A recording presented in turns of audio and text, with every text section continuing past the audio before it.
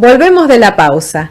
Nora, tenés una aclaración. Sí, tengo una para aclaración, hacer. porque la verdad que salteé el golpe del 55, y acá el compañero me estaba haciendo, Gustavo me estaba haciendo algunas aclaraciones.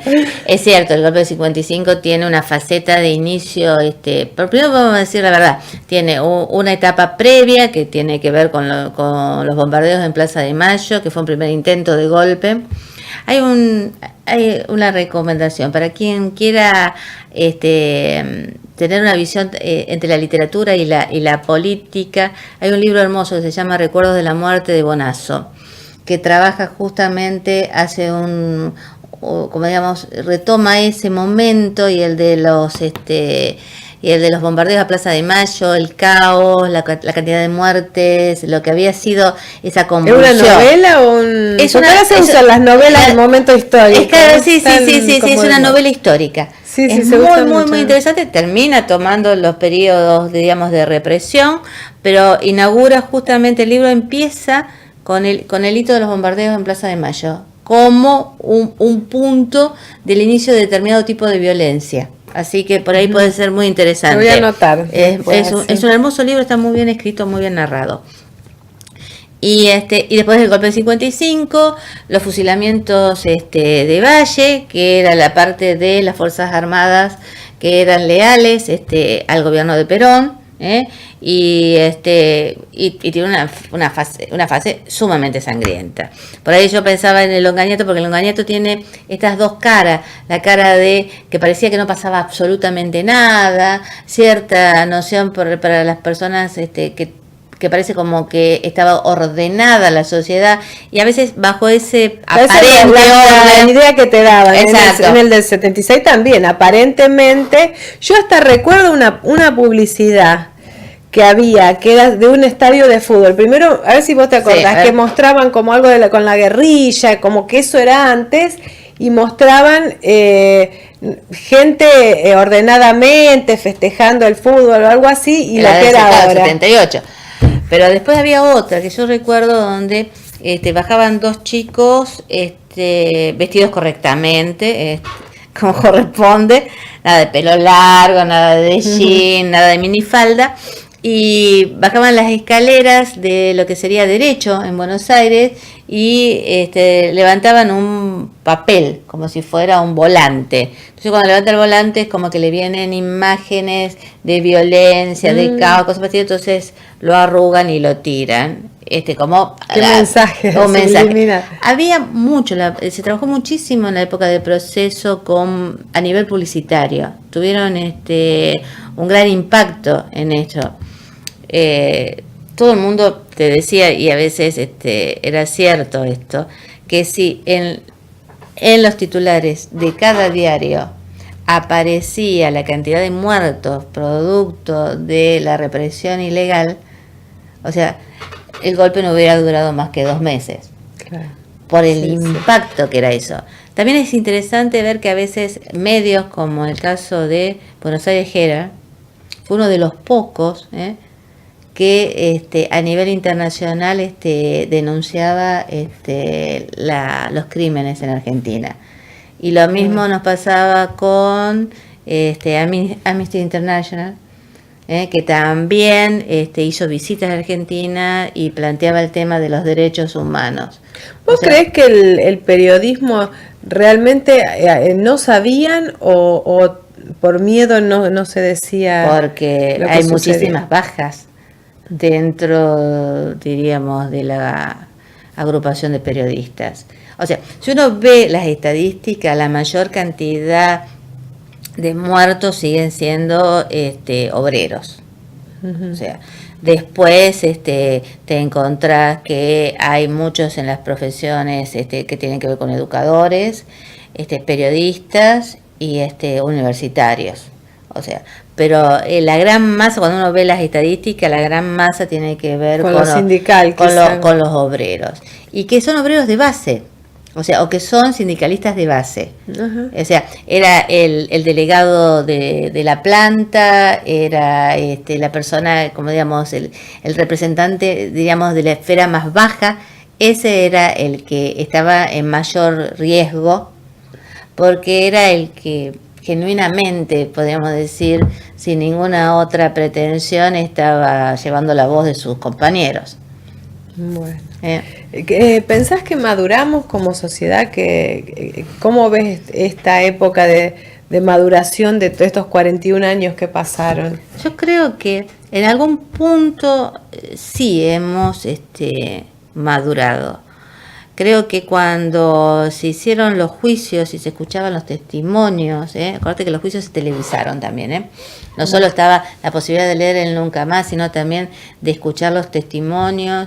Después eso se pasó a los videos, y escuchar el testimonio desgarrador de los sobrevivientes contando lo que habían vivido, nos pone ante la evidencia que la democracia tal vez es un sistema imperfecto, pero es el mejor sistema que tenemos.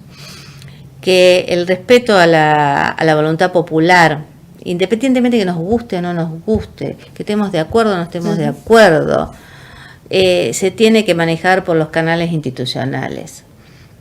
Que estos atajos que parecen pretendidamente como que van a solucionar todo, es un riesgo que como sociedad no podemos admitir. De ponerle un poder a alguien, empoderar a alguien que después no tenga. Yo puedo tener la mejor capacidad persona, yo puedo tener la persona con las mejores buena voluntad, pero si le doy el poder total, el poder corrompe. Entonces puede entrar siendo la mejor persona, pero nada me garantiza que va a respetar las libertades individuales y las libertades colectivas también. O sea, cuando todos nosotros pensamos que el gobierno militar se decía que venía a solucionar, no solucionó absolutamente nada, agravó la situación, generó económicamente endeudamiento, efectivamente, cierre de fábricas, todo. Pérdida del aparato productivo, posibilidades para la Argentina, deterioro también en el sistema educativo, y todo lo hizo cuando nosotros como sociedad, la sociedad argentina, piensa que las soluciones rápidas, las soluciones expeditas, sin que haya debate, sin que haya discusión, parece que van a ser soluciones mejores que aquellas que van por el camino lento a veces, sí, seguro. Pero y también con voces encontradas, pero voces que discuten desde una posición de iguales. Seguro. Yo pienso, porque a veces hablando sobre otras cosas, pero como que se vuelve a esa idea de decir, hay que aplicar mano dura. O sea, a veces no nos ponemos a pensar que a quién le damos el poder de usar la mano dura. Después sacáselo al poder. Después, ¿cómo se lo sacas? Porque los ejemplos donde hubo líderes que surgen de manera democrática, pero que van acumulando cuotas crecientes de poder, y lo tenés en los dos, en dos claros, lo tenés en Hitler y en Mussolini. O sea, ninguno de ellos accede al poder por una vía que no sea democrática. Acceden a través del voto. Pero luego, ¿qué van haciendo? Van aniquilando las instituciones de control. Claro. Entonces, o cierro el Parlamento, o planteo la existencia de un partido único, acallo las voces opositoras, me quedo sin lo que me está marcando los límites. Claro. Y un poder que carece de límites, sí, se siente... ¿Cómo se lo sacás después? Claro, después se siente que está avalado y que puede hacer lo que con lo que le place. Yo pienso que es una idea mía, pero como para conmemorar algo, nada mejor que ponerse en el lugar del otro. Y yo Totalmente. Me pongo en el lugar, digo, ¿qué debe ser estar en tu casa y que entren 5 tipos, te pateen la puerta y te lleven a tu hijo? O sea, uno lo veo tantas veces repetidas en la televisión, sí, que te parece que bueno, ya está, lo escuchaste 1000 veces, no te cansás de escuchar que las madres de Plaza de Mayo, uy, mirá, sí, pero vos te pones en el lugar de esa persona que le golpearon la puerta, le patearon la puerta y le llevaron un hijo y no lo encontró nunca. Yo Sí. Nunca me voy a olvidar una serie de reportajes que hacían, o sea, mal hablada como es, con toda lo pintoresca que es Eve de Bonafini. Pero ella contaba cómo, dice, íbamos al juzgado y dice, nos dábamos cuenta, nos reconocíamos entre nosotras porque tenía la misma cara de desgraciada que yo. O sea, se daba cuenta que a la otra le había pasado lo mismo. Dice, cuando le veía la cara de desgraciada que tenía, de que nadie le escuchaba. Bueno, terrible. La que lo cuenta así, como vos lo estás diciendo, es la Mejide. A la Mejide está ella cuando entran en la casa y se llevan al hijo. Ah, terrible. O sea, tenés que ponerte en el lugar del otro. Hay también una cosa altamente recomendable. Hay un diálogo entre ella y... creo que es Leis el apellido, es una documental. Él era un jefe montonero. Entonces, él falleció hace un tiempo ya. Y antes que falleciera, tuvieron un diálogo sumamente interesante entre los dos, cada uno hablando desde su experiencia y qué cosas, como diciendo, haciendo también una autocrítica de determinado momento y determinadas acciones, que es muy interesante también como para ver y tratar de entender por qué sucedió lo que no sucedió. Y otra cosa que por ahí es interesante, recordemos siempre, Argentina es el único país que juzgó a las juntas. Es el único país. Bueno, o sea, eso es importante. Eso es sumamente importante. Y eso también habla de algo que pudimos construir. Si bien hubo un momento dado retrocesos, recuerden que casi todos los juicios que se hicieron por delitos de lesa humanidad fueron juicios que se aplicaron hacia países que habían perdido la guerra. Uno piensa, la Segunda Guerra Mundial, las potencias victoriosas pueden hacer el juicio de Nuremberg, pueden hacer los juicios... Ya estaban los otros... Exacto, habían sido derrotados. Pudieron hacer los juicios en Japón, pero Brasil no avanzó sobre eso, Uruguay no avanzó.